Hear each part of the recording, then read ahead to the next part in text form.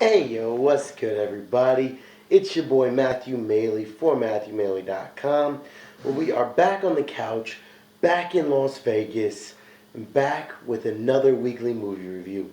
I must apologize first off for last week. I was actually out of the country, so was not able to do a weekly movie review. I was down in Mexico, enjoying a couple days on the beach, on the water, and not only did I not get to watch a new release, I also didn't even have a camera or anything to have done the video.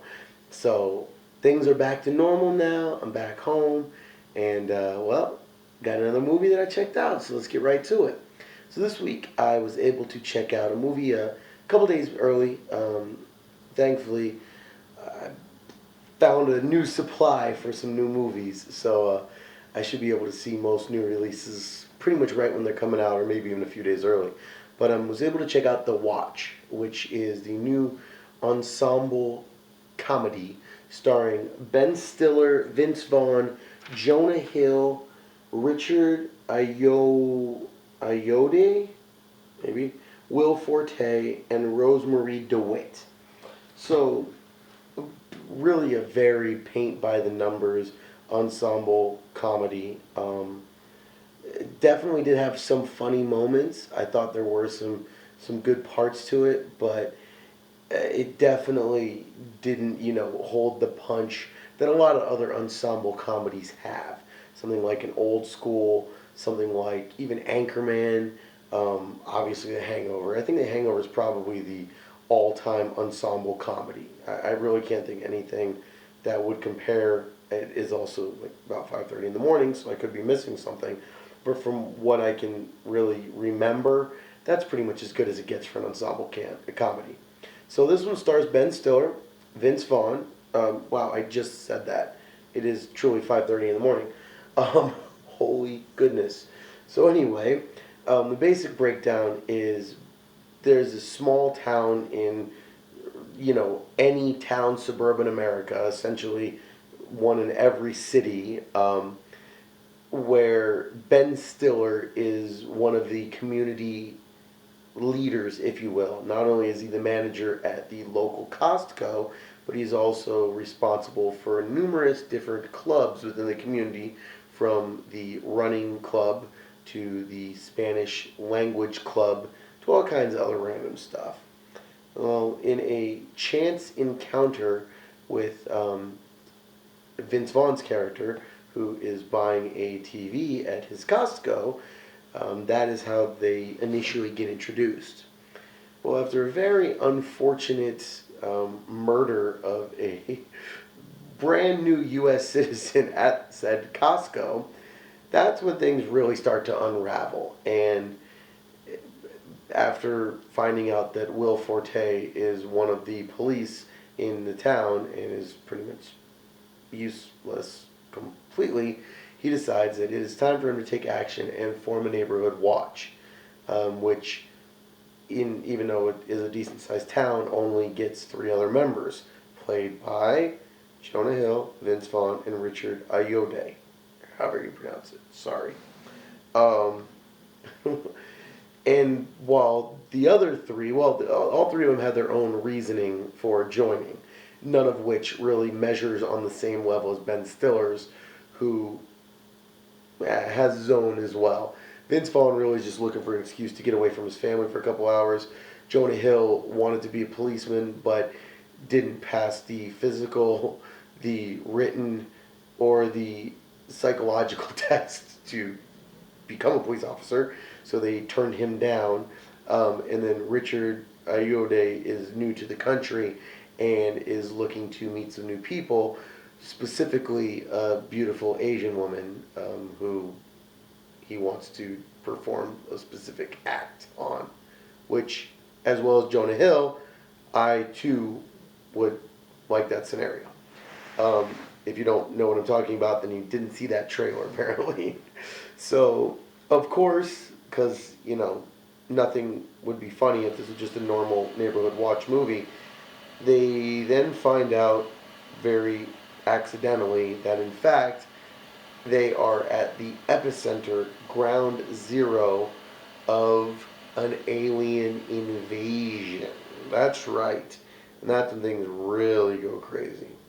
Um, Finally realizing that they need to be more than just the people that get called to, chase punks off of the high school campus. They now are forced to save the world, essentially. And of course, there's the elements that are thrown in there of Ben Stiller and his wife who are trying to have a kid, but he's sterile and hasn't told her. The elements of Vince Vaughn, who has a contentious relationship with his daughter. Um, the element of Jonah Hill with his mom. And really, it's all pretty formulaic drama or added whatever screen filler, I guess you could say. And then each one of them has their own interactions with each other. Some moments of volleying for the alpha position between Vince Vaughn and Ben Stiller. Just general dumbassness from Jonah Hill at a couple instances. And it's all pretty basic. There's going to have to be some type of drama, some type of something to break them up, and then of course they're going to have to get back together at the end. And another thing, it was weird. It was like they didn't know if they wanted to actually be like a good, like they wanted to have elements of action in it, which is weird because it was just a comedy. Yet then all of a sudden, like 3/4 of the way through, now they're wanting to turn it into an action flick, and there's a pretty extensive action sequence, which it wasn't a bad action sequence, but it just felt kind of weird. Like, where did this come from? We went from ha ha ha ha to shoot everything in the dick you can to now ha ha ha ha. It's just kind of weird. Also, I've never understood with movies that I get it. Some movies want you to believe that a gun can fire 463 billion bullets without ever having to reload. I get that. Other movies want to stay true to the confines of firearms and require you to reload, if not at a normal pace, at least somewhat closer to normal. And then every so often you get a movie like this one who can't figure out which one they want to do. They'll have them fire, I mean, more rounds than I can ever count, having never grabbed any extra magazines, and then all of a sudden, after firing hundreds of rounds, now they're reloading. I get it. Why am I counting the bullets used in a comedy? I admit that. That's corny. But this is something I do. I can't help it. So, blame it on my brain. But at the end of the day, there were a few laughs in it, but it really was a pretty large squandering of some good comedic talent and what could have been a much better movie.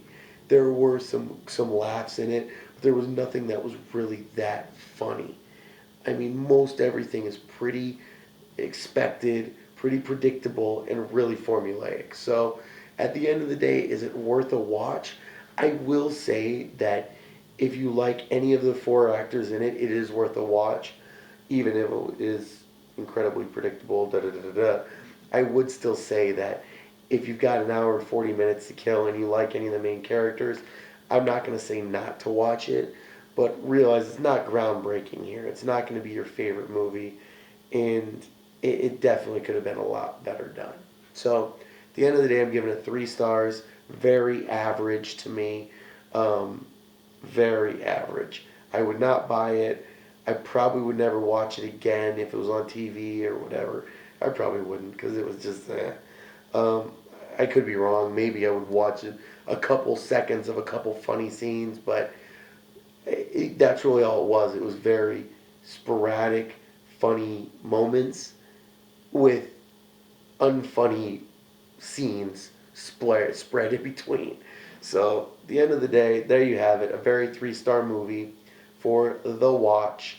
Funny thing, it was actually supposed to star Will Ferrell, and the original director was going to be somebody Dobkins, I believe, or Dorkins, but they actually had a falling out, and then neither one of them ended up on the project. Another funny thing, and this is just stuff I got off of IMDb. It was originally supposed to be called The Neighborhood Watch, but with everything that was going on about the Trayvon Martin shooting, which he was killed by a neighborhood watchman. They actually changed it to just The Watch. And then finally, there's a moment when they mention a 10 millimeter Beretta. And even though I did know this when it was said, I also confirmed it through a Google search, but there is no 10 millimeter Beretta ever made.